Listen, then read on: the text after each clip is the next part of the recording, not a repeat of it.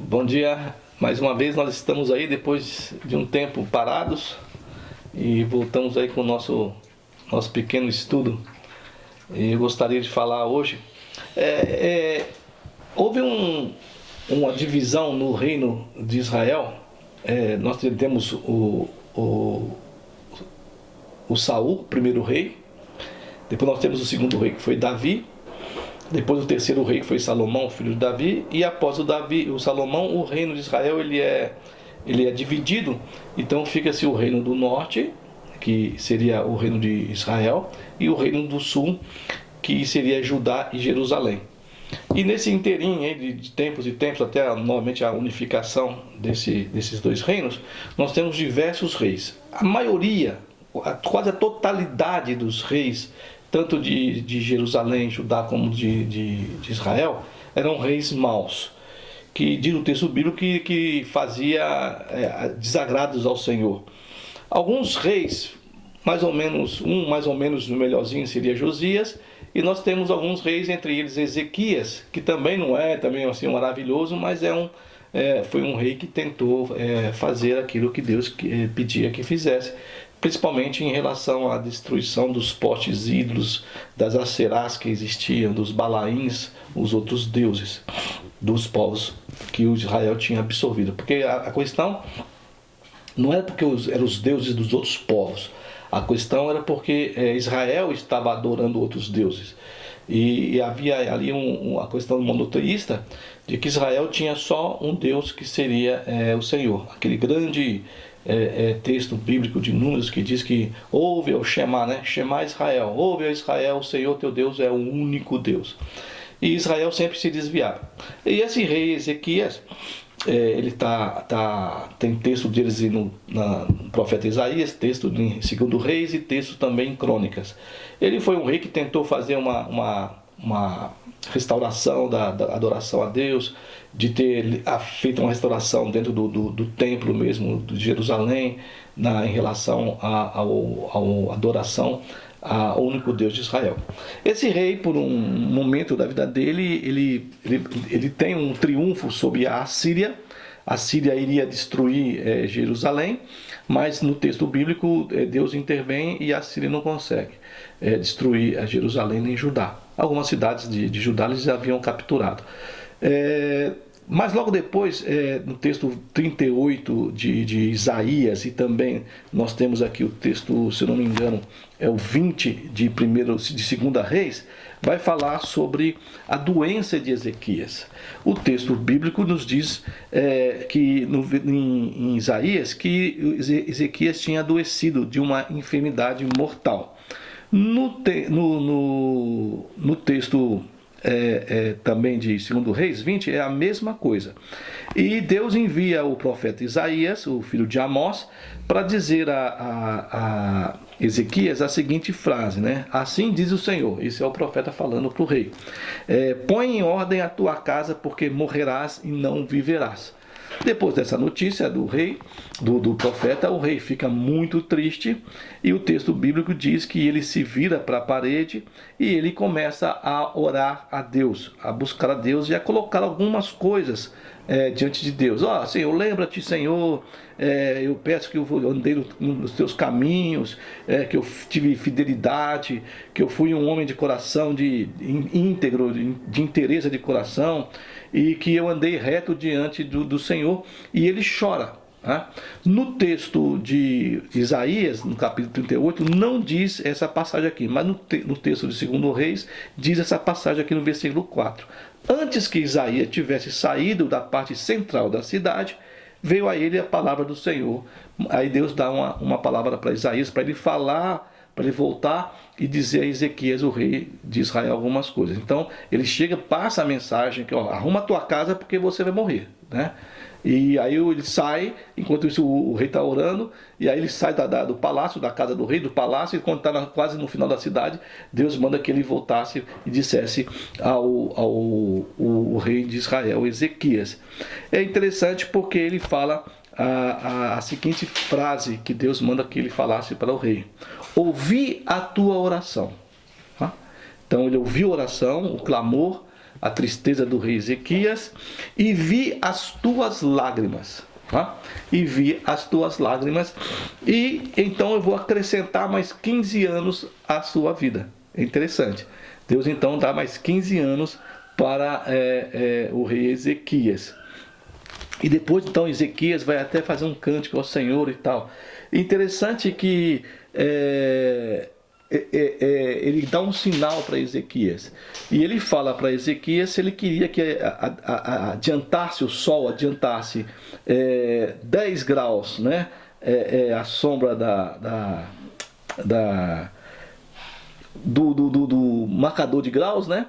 Ou se ele retrocedesse. E o rei fala assim: bom, adiantar é fácil, o nosso é retroceder. Então retrocede 10 graus em relação àquilo que Deus estava querendo provar para Ezequias, que a palavra dele ia ser cumprida com mais 15 anos da vida de Ezequias. O texto então para mim é interessante, porque põe em ordem a tua casa que você vai morrer. Há a oração, o clamor, a busca desse homem em relação a Deus, e há então o que Deus diz, né? Que ele ouviu a oração e ele viu as lágrimas do Ezequias. Então é interessante, e dá mais 15 anos para ele, porque algumas pessoas se perguntam: mas Deus ouve a oração, Deus Eu já falei várias vezes aqui nas nossas conversas que é necessário ter a fé, né? Ter a fé. E é interessante porque o texto bíblico de Hebreus 11, ele diz que sem fé é impossível agradar a Deus. E é necessário que aquele que busque a Deus creia que Ele exista. Então, muitas pessoas questionam essa questão de: mas isso aqui é uma história da carochinha, como é que vai botar 10 graus a sombra do sol? Como é que Deus pode ressuscitar? Como é que a pessoa morre e depois vem? Como é que é isso? Eu acho interessante porque eu conheço pessoas, e nós sabemos aí pela história da humanidade, que pessoas que confiam e acreditam em outras pessoas, né? E tem a sua fé em outras pessoas, na doutrina daquela pessoa. Então nós temos seguidores de homens dentro da religião. Nós temos, assim como seguem a Maomé, ou seguem a Buda, ou seguem algum santo que é devoto, como nós temos também dentro da filosofia, vamos supor, uns que só seguem Hobbes, outros Rousseau, e Sócrates, e Platão, e Parmênides. Então, pessoas que seguem as pessoas e acreditam naquilo que elas estão dizendo. Nós temos aí, interessante, seguidores do Henri Cristo. Mas alguns acham que ele é uma piada, mas ele tem seguidores, acreditam naquilo que ele fala. Tem uns que vão seguir dentro da psicologia, Carl Rogers, ou quem quer que seja, ou na psiquiatria, na psicanálise, e vão acreditar ferreamente de que essas pessoas estão falando a verdade e que aquilo que eles estão falando é certo. Bom, por que eu então não posso, ou aqueles que acreditam em Cristo, em Deus, podemos acreditar e crermos que isso seja verdade, né? Então, quando se diz algo assim, dessa maneira para mim, que Deus, né, e para nós dentro do cristianismo, no caso, Deus é o Criador dos céus e da terra e de tudo que nela há, que existe no universo, no caso, foi o Criador dos seres humanos. Uns vão seguir o Darwin, achando que nós viemos então de uma ameba e fomos então ali se transformando e chegamos a ser seres humanos, né? É interessante a posição, e tem gente que vai acreditar e vai crer, bom, aí é cada um na sua. O texto de capítulo 20 dos Salmos, no verso outro, esse salmo é um salmo de Davi, agradecendo a Deus e louvando a Deus sobre as suas vitórias, né, nas guerras e tal.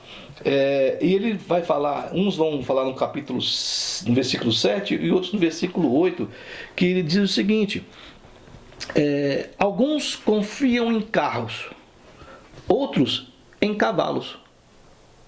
Aqui nós estamos falando assim, no momento histórico em que os carros de ferro eram os carros quem tinha carro de ferro, que nem o Egito, os filisteus, era um povo que vencia mais guerras, porque o carro de guerra dava vantagem na guerra sobre o inimigo, né? E cavalos também. Não esquecemos que os cavalos não eram usados ainda pelo povo de Israel, só a partir de Salomão, algo que Deus havia até proibido de que fizesse, de que não poderia ter cavalos. No Egito eram usados os cavalos já bem antes, né? Então uns confiam em carros, outros confiam em cavalos. E por nós olharmos os textos bíblicos, os textos antigos aqui da Antiga Aliança, do Antigo Testamento, nós vamos ver que por muitas vezes, o próprio povo que se dizia ser o povo de Deus, do Deus único, eles confiaram em nações, confiaram em carros, em cavalos de poder bélico para vencer outras nações. Nós vimos aqui que o triunfo de Ezequias sobre a Síria também era um inimigo ferrenho do Egito, e muitas vezes o povo de Israel, os reis de Israel, confiaram no Egito para que pudessem serem salvos pelo Egito.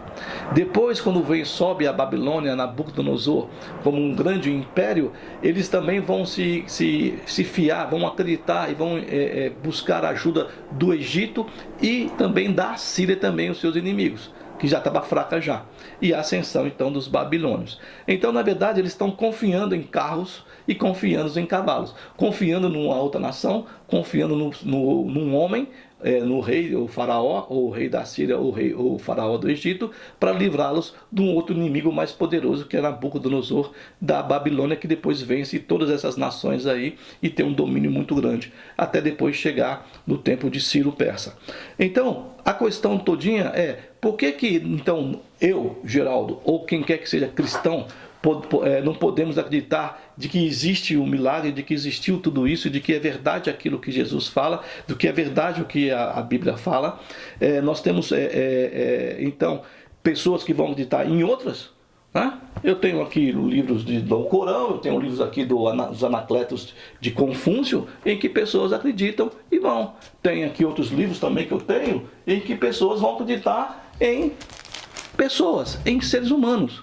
E o texto bíblico eu já falei, que diz que maldito é o homem que confia no homem.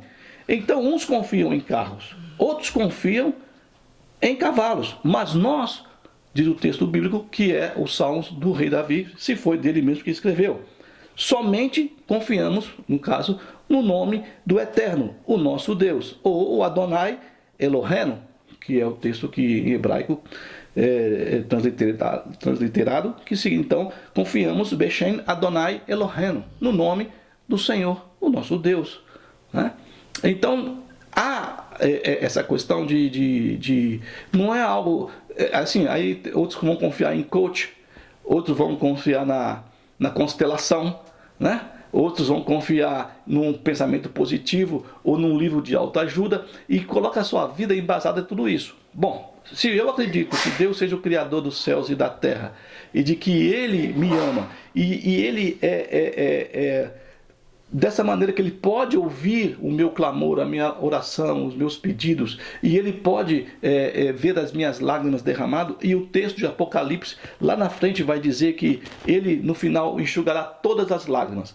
Bom, aí vão dizer, mas isso aí é uma expectativa, é um paliativo para a nossa vida. Bom, se é um paliativo, se você acredita em Darwin, ou se você acredita numa outra teoria qualquer, filosófica, psicológica, histórica, o que quer que seja, por que então eu não posso acreditar de que Ele ouve a oração, de que Ele vê as minhas lágrimas, de que Ele pode enxugar e Ele pode direcionar a minha vida por um caminho aplainado, por um caminho melhor? Porque todo o texto bíblico, ele não diz que a nossa vida é um mar de rosa, né? Nós vamos passar por desertos, vales, inclusive o Salmo diz que é o vale de Baaca, o vale de dores, o vale de lágrimas. Não é que você vai acreditar em Deus, a sua vida vai ser um mar de rosa, uma maravilha, tudo rosa, né? Barbie, no caso, não sei. Não é isso. É que você tem uma expectativa, você tem uma esperança, você tem com quem conversar, né? Você vai ter que entender, se for o caso, que cada um tem a sua crença, mas que nós não podemos desprezar aquele que acredita em Deus, de que Deus é o do Criador dos céus e da terra. Então, que Ele também vê as lágrimas e que Ele enxuga as lágrimas, de que Ele ouve a oração. Ele ouviu do rei. Mas ele só ouve de rico, então? Não. Se você olhar o texto lá atrás, no comecinho de Gênesis, nós vamos ver lá um texto sobre Agar. Agar, além dela ser egípcia, ela era escrava. Escrava de quem? Escrava daquele homem, o Abraão, que foi chamado por Deus para ser o pai, na verdade, do cristianismo, do islamismo e também da questão dos judeus, do judaísmo. Ela era escrava dele, né? E tem um momento que ela foge e Deus vai falar com ela ali. Onde você está indo, o Agar? Eu sei, eu estou vendo a sua lágrima, né? Um outro texto, quando ela é deixada pelo Abraão e é mandada embora, porque a mulher de Abraão estava reclamando, a Sarai, Deus então intervém na situação dela, e o texto diz que na primeira vez que ela sai, Deus vê a Agar e fala com ela. No segundo, ele vê o choro da criança, do filho da Agar que estava chorando, porque ela está sem água, no meio do deserto, falou, vou morrer. E ela diz assim, não, eu não vou ver a criança morrer. Então ela sai de perto da criança, fica distante, e Deus fala com ela o seguinte, olha, eu ouvi o choro do teu filho, agora eu vou te abençoar, e ele também vai ser rei também, e dele vão descender reis também de nações. Então ele está ali junto com a escrava, com o filho da escrava, né? Na corveia, que é lá no final mesmo da embarcação, de tudo cair em cima, né? E também está com o rei, e também está comigo, está com você, se nós acreditarmos nisso aí. Bom, eu não discuto que se a pessoa acredita nisso, em qualquer ramificação de qualquer doutrina que existe, isso aí é uma questão dela com ela, né?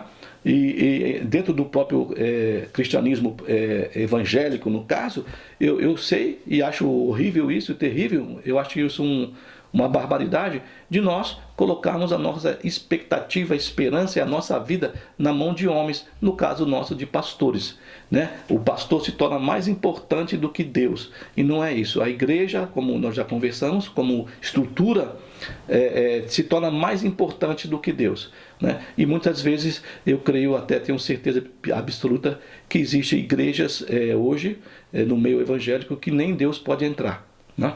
Porque o Deus dela é o pastor e a adoração da sua congregação a esse pastor, né? O que ele fala melhor do que Deus, e é lei. Então você vê que o erro está em vários lugares, mas talvez não seja erro, seja apenas a questão de cada um seguir aquilo que acredita. Bom, aqui está o texto, uns confiam em carros, outros em cavalos, mas nós no Senhor nosso Deus.